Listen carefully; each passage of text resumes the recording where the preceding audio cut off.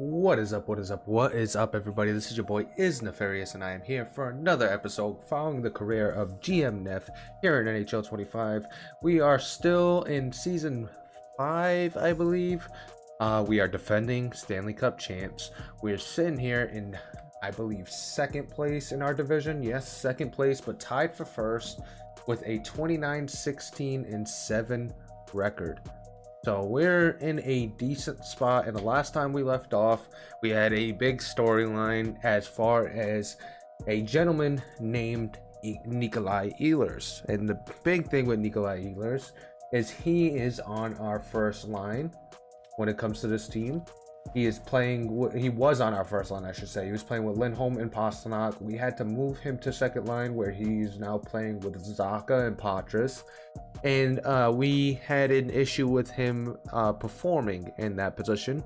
But before I continue and really dive into that, if you're enjoying the content, please like, comment, and subscribe. It all helps the channel grow, and I provide more and more content for you, including potential more series besides the MLB and the NHL ones that I got going on now.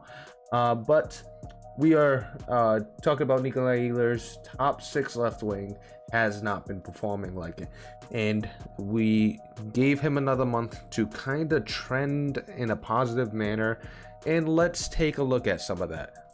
So checking in with the player ratings, your leader right now is Fabian Zetterlund, who's been a big pickup so far. 52 in the player overall efficiency rating.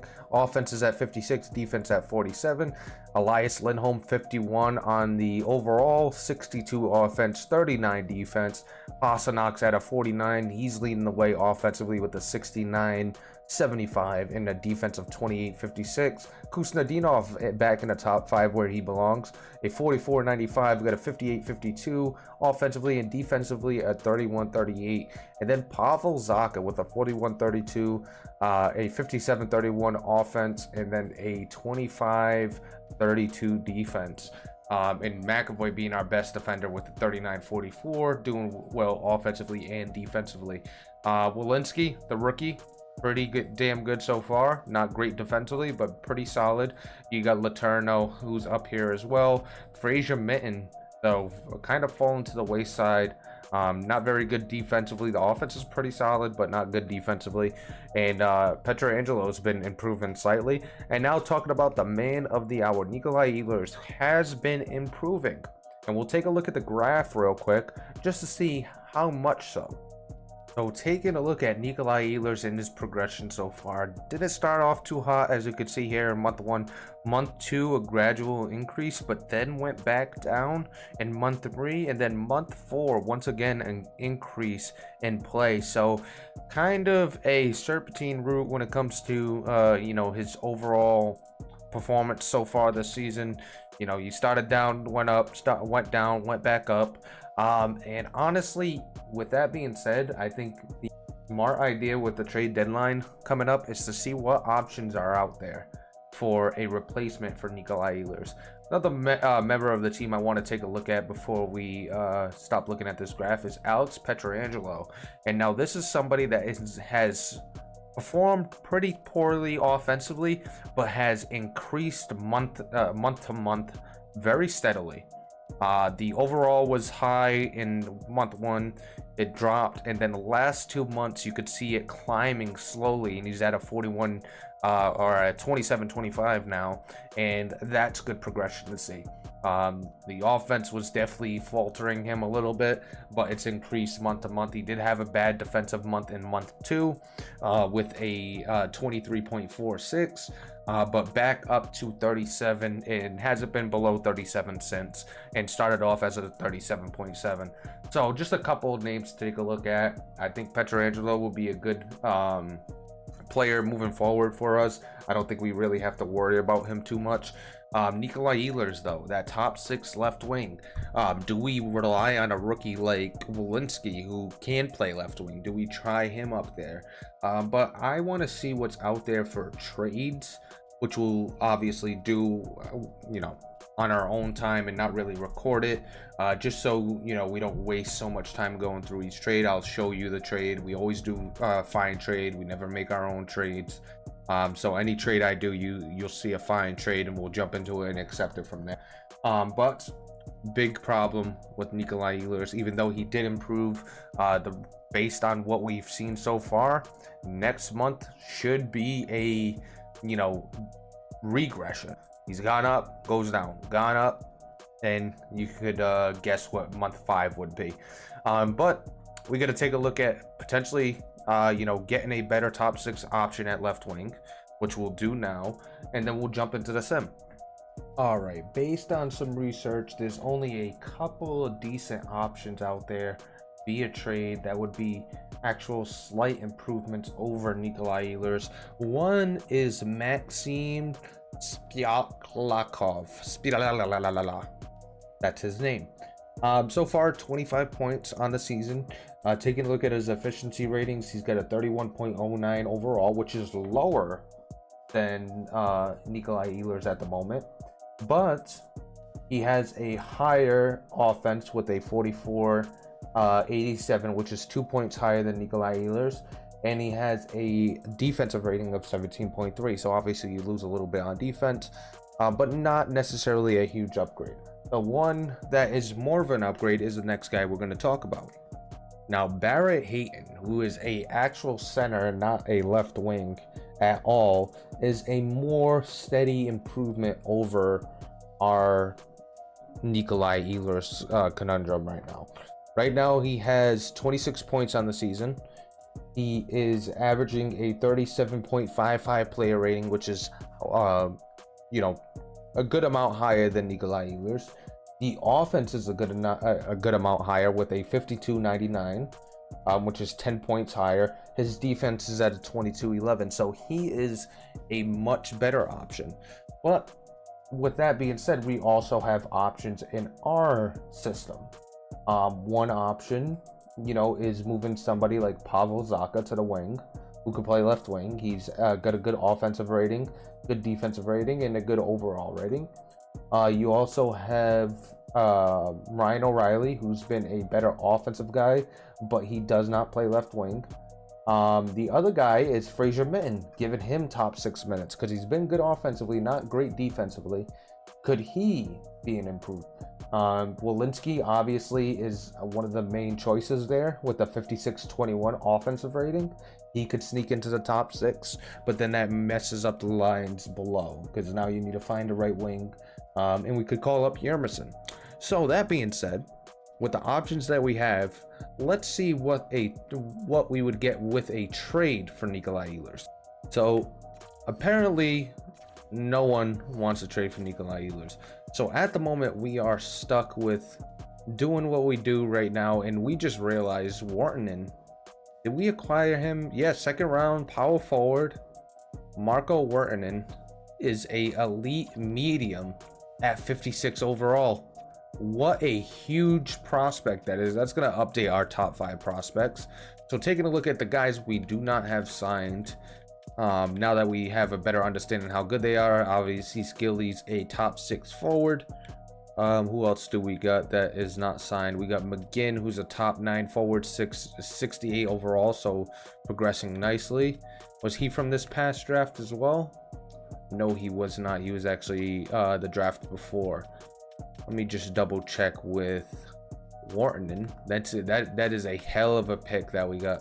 2028 draft, second round. So that is a hell of a pick. Who else is in that draft class? Let's see how we did with that draft class specifically. You got Staples, who's a top 9. You got Dolak, who's a top 9. A bottom 6 in Jekimovs. You got Alos, who's a bottom 6. You got a low 7th in Alfredson. I thought he would actually be the hit of the draft class. And Wartinen being the big pick in this draft class. And that was in the second round of all places. Did we even have a first round pick in this draft? Yes, we did. It was Josh Staples, which we missed on. Him being a top 9 forward, but a 63 overall. So Wartinen is a huge surprise because we haven't really took a look at it.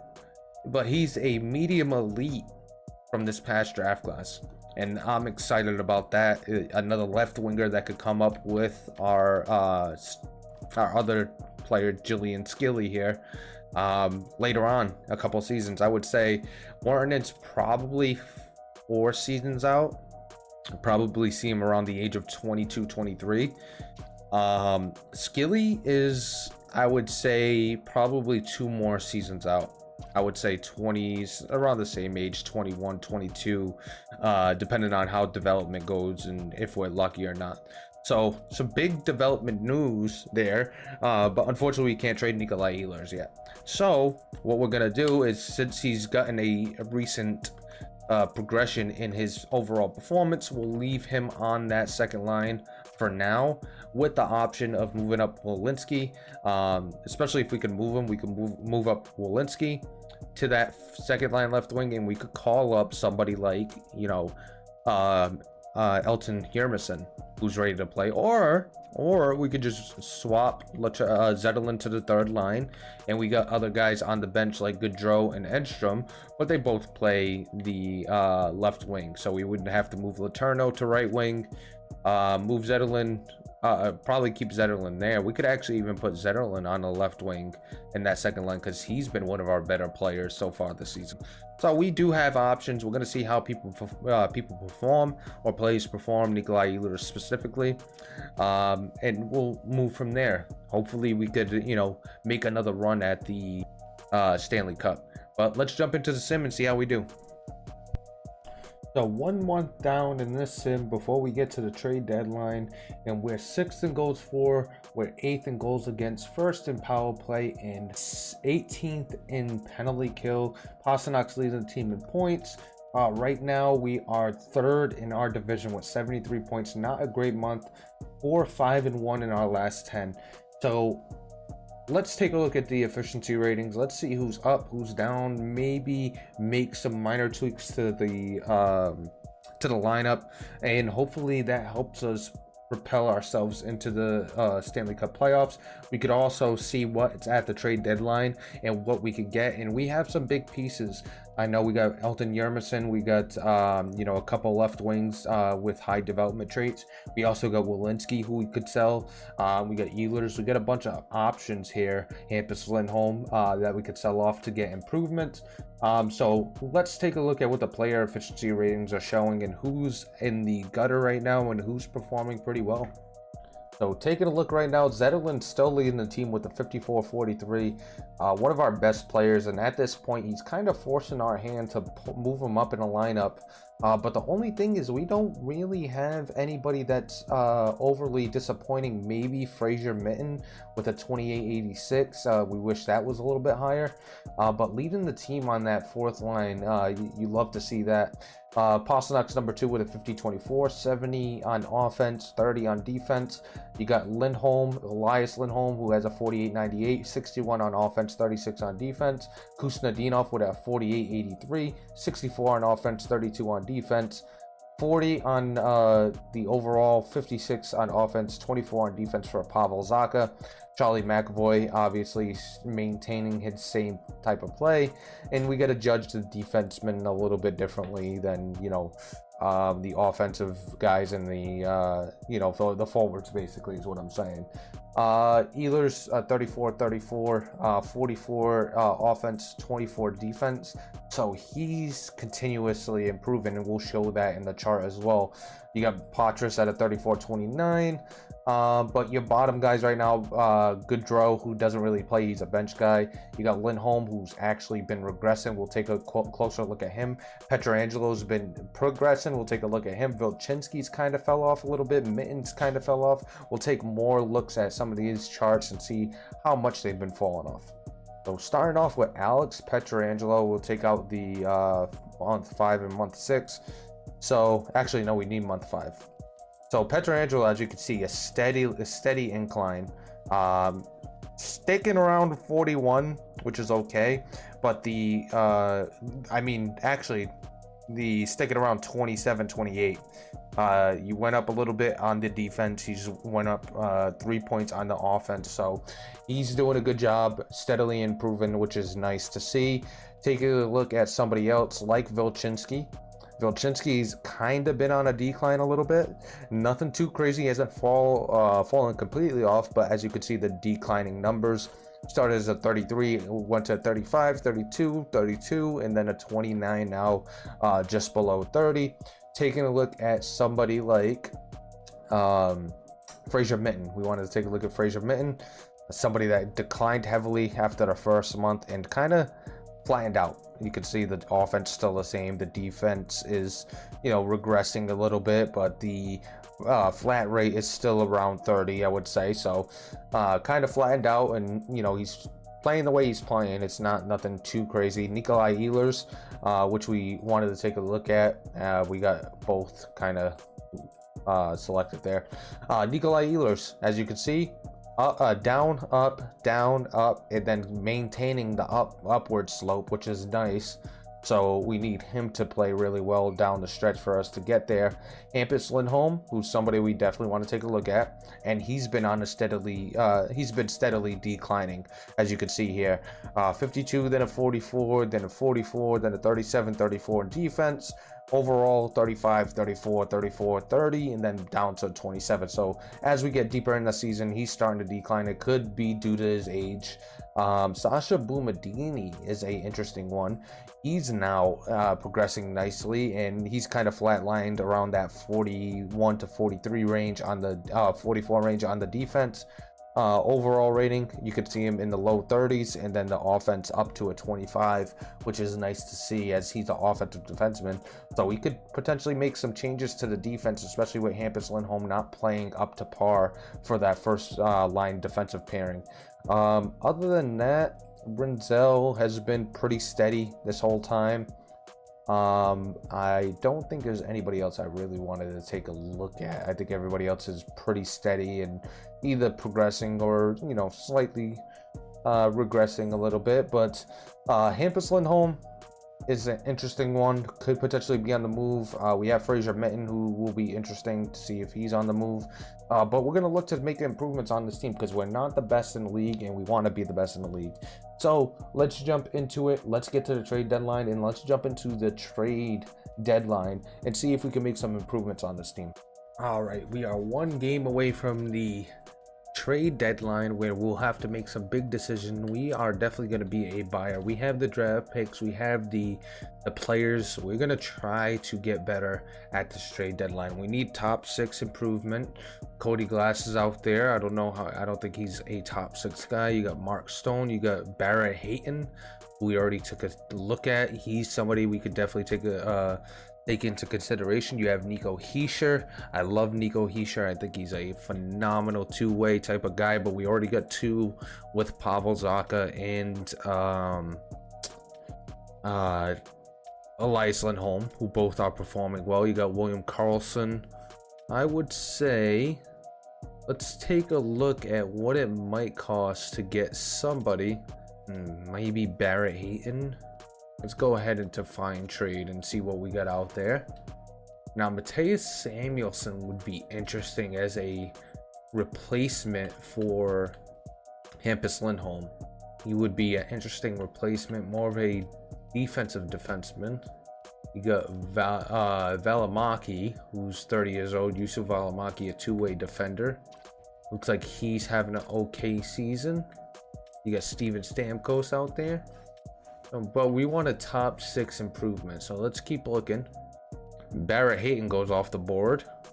He goes to the Minnesota Wild, so that's no longer an option. We're going to take a look at what it would take to get Nico Hischier, but actually he does not want to come to Boston. We're one of the block teams on his list, so that sucks. Timo Meier has been okay, not great, not somebody we want to really push to grab, maybe as a third liner. But definitely not exactly what we want. Nico Hischier would be perfect, but he doesn't want to come to Boston. It's much harder to get a idea on who to trade for without the overall. A little harder. We try to go by statistics, but then again, we only got so much information we could really go by. So we can't find any improvements defensively or offensively. But we can find a improvement in a backup. We're gonna go after Fedotov here, who is a 27-year-old backup goalie. We're gonna offer him a bottom 6 in Lamb. Tanner Lamb, who's 21 years old, bottom 6 medium. We're going to give him a 3rd round pick, and we're going to get Ivan Fedotov, a backup goalie, 32 years old. As you can see, having a good season as a backup, 922 save percentage, a 238 goals against average. He has 1 shutout. He has 11 22 games. So let's go ahead and bring him aboard because we need him, because I wonder if they'll let me show it. But we have a injury with Riddick, and I believe it was May that he comes back on his injury. I don't think it shows injury at all. It would be nice if they did, so you get an idea. But he's not going to be back for a while, so let's go out and get Fedotov, and he's also an improvement. And yeah, I think it's going to be a very boring trade deadline, because there's nothing out there for us to really get. Mark Stone is okay. I don't think he's great, and plus he's a right winger, and we really don't need a top 6 right winger. We don't even need a right winger at all based on how everybody's playing. Kesserling, we could use a improvement at lefty, but Devin Taves, he's not much of an improvement based on looking at his stats. So I think standing pat is the best option for us right now. We got our backup goalie, and that's about it. I'm not gonna do much else. So for us, a very disappointing trade deadline. We were hoping to make a big splash. Nothing was really out there. We could have maybe went after Barrett Hayton, but we missed out on him. Taking a look at some of the trades, you get a 1st round pick. You get Rasmus Kupari going to Detroit for a few pieces. Any other big trades? You got Sanheim and Kirby Doc going to the Philadelphia Flyers. No, actually going to the San Jose Sharks for a 1st round pick. And no, that was Philly. So Philly sent Chase Archer, a 1st, and 2 others to Minnesota for Sanheim, Doc, and a 6th round pick. Taking a look at Barrett Hayton goes to Minnesota after they send a 2nd round pick, a 3rd round pick, and Sjöldström from Minnesota. So they get Barrett Hayton and Nick Seeler, which was a good trade. Other than that, you got Marcus Pettersson and Jack Thompson going to the Edmonton Oilers from Philadelphia for a 1st, a 3rd, and Bickle. Nothing else. You got Nico Mikkola moving on. Sean Walker. Mark Stone goes from Vegas to Columbus for a 1st round pick and Cameron Plott. Vincent Trocheck and Urho Vaikanainen goes to the Sabres for Josh Norris and a 3rd. So I guess some of you guys aren't on the trading block that they're going out and getting, and maybe we should do a little more shopping of our players, and we could figure out who's really on the block. You got Consta Helenius in a 3rd round pick going to Colorado for Barron, a 3rd, and a 3rd. You got Samuelson in a 3rd round pick going to Montreal for it looks like a 2nd round pick and a 3rd round pick. You got Dylan Holloway and Victor Arvidsson. They go to Ottawa for a 2nd round pick and a 4th round pick. You got a 1st and a 4th going to Chicago for Isaac Lundstrom, Tyler Toffoli, and 2 others.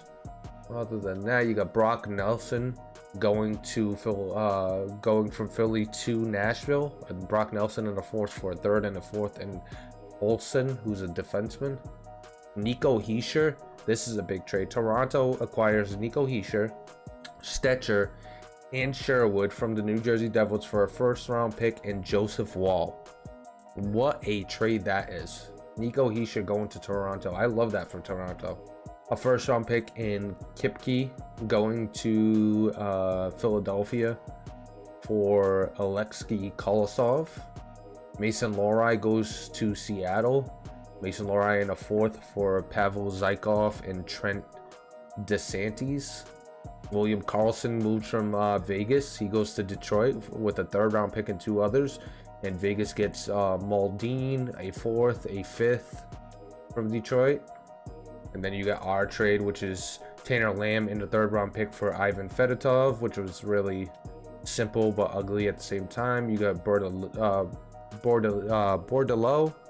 and a 4th round pick and a 6th round pick going to Tampa Bay for a 2nd round pick and a goalie prospect. It looks like Parker Kelly goes to the Kings. for a second round pick in Truba. Parker Kelly, and a fourth goes over to LA. But not a eventful, for trade deadline for us personally. We're sitting here at 34, 22, and 7. Hopefully what we have is enough to go ahead and compete, and we're going to make some line changes and some roster moves, and we'll show you what we do here with this team to see if we could spark something. So with not a lot happening at the trade deadline, this is what the lines. You got Elias Lindholm, Pasternak, and Kustadinov at the first line. Second line, you're going to have Zaka, Ehlers, and Patras. Third line, Mitten, Letourneau, and Walensky. Zetterlund, O'Reilly, and Harrison. So no changes to the offense, but we did make a minor change to the defense. Bumadini is going to go up to the first line with McAvoy. Rinzel and Lindholm are going to play together on the second line, and you're going to have Vilchinski and Van Riemsdyk, which will be Pietrangelo when he gets back healthy. It looks like they sent somebody. No, they didn't send somebody down. Everybody. Take a look at the goalies. Now you got Swayman and Fedotov, and hopefully that combination gets us into playoffs, and then from there we could have playoff Sway take over once again, and maybe even get a Conn Smythe and get us another Stanley Cup. But right now we're in fourth place, holding on to a wild card spot with games in hand. Well, without games in hand, I should say, with 64 games played. Gotta pay attention to the Sabres, the Lightning.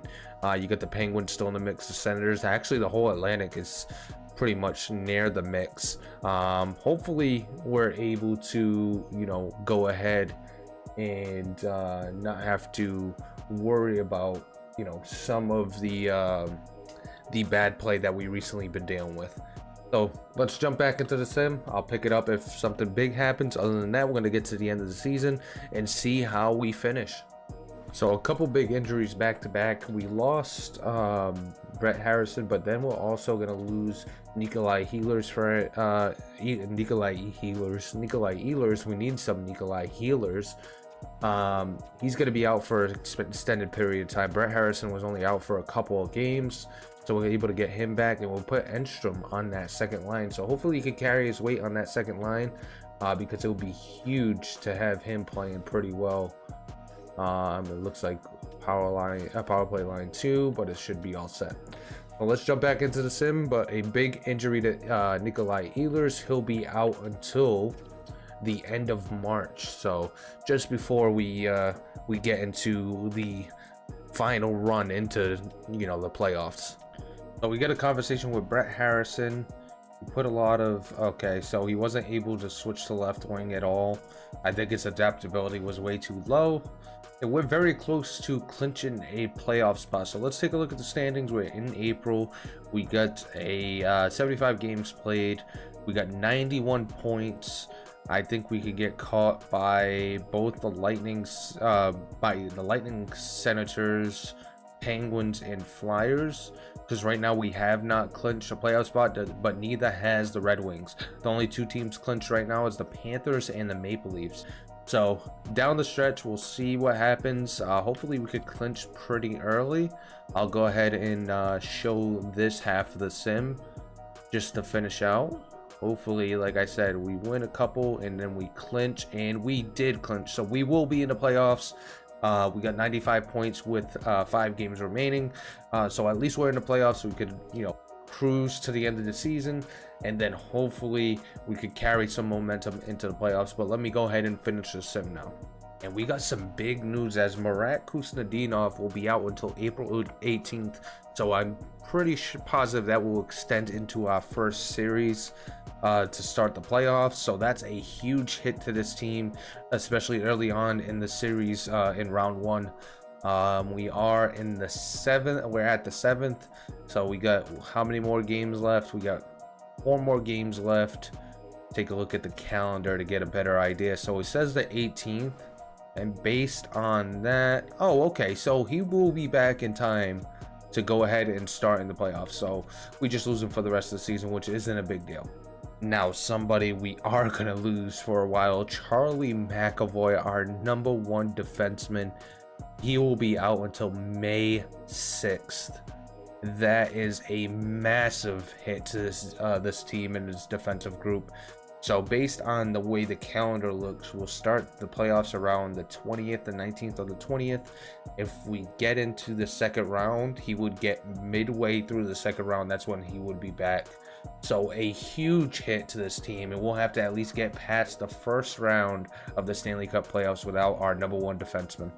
So we made a massive mistake here. We put Marat Kuznetsov in for the last game just to get him a game before the season ended, and he re-pulled the groin, so he'll be out until May 4th. So he and Charlie McAvoy will be out for the whole first series, which will be massive hits to this team. And we are done with the NHL season. I think there's one more day of it. So now we are completed with the NHL regular season. We failed the 52 wins that we were supposed to get, but we did sell out 39 times this season, which is huge. So taking a look at the end of the season, we got the Toronto Maple Leafs first round of the playoffs, go figure. We finished 4th in goals for, we finished 6th in goals against, 1st in power play percentage, 20th in penalty kill. Taking a look at the playoffs right now in the Western Conference, you got the Seattle Kraken versus the Nashville Predators. You got the Edmonton Oilers versus the Las Vegas Golden Knights. You got the Colorado Avalanche versus the Minnesota Wild, Dallas Stars versus Winnipeg, and then you also got the Florida Panthers versus the New Jersey Devils, Toronto Maple Leafs and the Boston Bruins, the Columbus Blue Jackets and the Detroit Red Wings, and then you got the New York Islanders and the Carolina Hurricanes. Taking a look at the player stats, or we could actually take a look at the team stats. I know we did not actually know, because we know we didn't get the President's Trophy, but I could show you who won the President's Trophy just so we know that. So in the NHL, the best overall team and the President's Trophy winner was the Florida Panthers with 111 points. What do they have for a team right now? So they got Barkov, Kachuk, and Verhaeghe, Tsitsalov, Sklakov, Lundell, and Reinhardt. You got Marchand, Compier, and Samskovich. You got Cardi, Bennett, and Amadio. In that, you got Bobrovsky. Defense is Forsling and Walker, Haig and Liljegren. You got Vlasic and Jones as well. So a pretty solid team. They get the President's Trophy. We actually finished in 4th in the entire league. Our division was fantastic. Taking a look at the points leaders, and in 82 games, our points leader was David Pastrnak with 63, followed by Elias Lindholm with 62. You had Charlie McAvoy with 50, Pavel Zacha with 46, Nikolai Ehlers with 44, Kuznetsov with 42. You had Patras with 37, Renzel with 36, and Lindholm with 34. Taking a look at the goalies, you had a 41-20-9 record for Swayman with a 926 save percentage, a 199 goals against. Fedotov in 22 games was 11-7-2, 922 save percentage of 238, and then when it came to Riddick, 5-3-1, a 934 and a 185. Taking a look at the league leaders. So taking a look at the league leaders, you got Connor McDavid leading the league with 91 points in 81 games. Austin Matthews behind him with 85 and 78. Leon Draisaitl with 84 and 82. Nathan McKinnon with 83 and 82. William Nylander with 82 and 82. Philip Forsberg with a 76-point season. Travis Zegras with a 72. So a nice season from him. Jason Robertson with 69. Jake Getzel with 68. You got Michkov, who's up there with 67 and 82. Verhaeghe with 66 and 82. Brady Tkachuk has 66 and 82 with Calgary. You got Malcolm Celebrini with 66 and 82. He's looking top tier talent. Mikko Rantanen with 66 and 82, and Nico Hischier with 65 and 83, now with the Toronto Maple Leafs. Taking a look at the rookie skaters and the leaders there, you had Ken Kulp, who had 36 points in 79 games. You had Potter with 36 and 82. Desnoyers with a 32-point season. Jerome McGinley's son, Joe McGinley, with 31 and 78. Nicolin, who had 29 and 78. Our rookie, which was Walensky, he finished right here with 22 and 82. Boumediene finished with 20 and 82 as a defenseman. Take a look at the defenseman leader, Noah Dobson, number 1 with 51 and 82. Charlie McAvoy behind him. Evan Bouchard with 50 and 78. Heiskanen with 49 and 81. And then your leader for goalies. And we're going to do a minimum game so we don't get the backups in there. So taking a look out of the starters, your best season was Ilya Sorokin, who had a 940 and 67 games played. If you want to include Sebastian Casa, he had a 935 and a 180. You had a 178 from Sorokin. Demko was really good with a 934 and a 191. You had Levi, who had a 930 and a 194. You have Olmark up there with a 928 and a 209. And then Swayman shouldn't be too much further down when it came to overall save percentage. As you can see there with the 926 and a 199.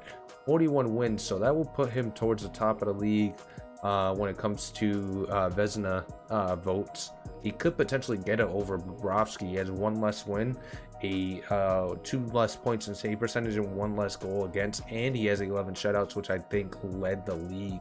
Actually, number 3 in the league, you had Dostal and Levi both have 12 apiece. So, you know, he's competing with those two when it came to shutouts. But a really good season, and he'll be a finalist for the Vezina Trophy. So, a really good season from Swayman.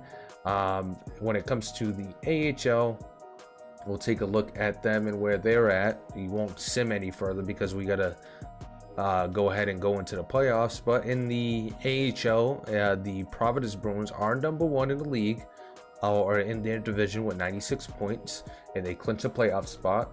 Taking a look at the points leaders, you got Yermison, who has 52 points in 58 games. That's a really good point per game clip, especially with the low scoring that we have. Rogowski has 50 and 70. Denisenko with 49 and 70. You have Akil Thomas with 43 and 68. You have Patrick Thomas with 42 and 70, Merkulov with 38. Rogowski had a really good season as a rookie. I don't think we had any other big rookies really play this season in AHL, and nobody really had a good season besides the top that we read. Taking a look at the goalies, Bussy had a 931 and a 187. Skarek with a 932 and a 173, and then Lindbaum, who we signed when we had an injury, he had a 913 and a 220. So they'll be going into the playoffs as well. So both the AHL and the NHL once again making the playoffs.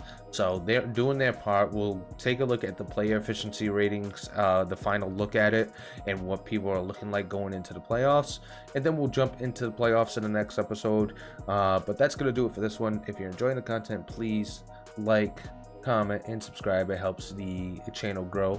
I'm your boy Is Nefarious, and I am out of here.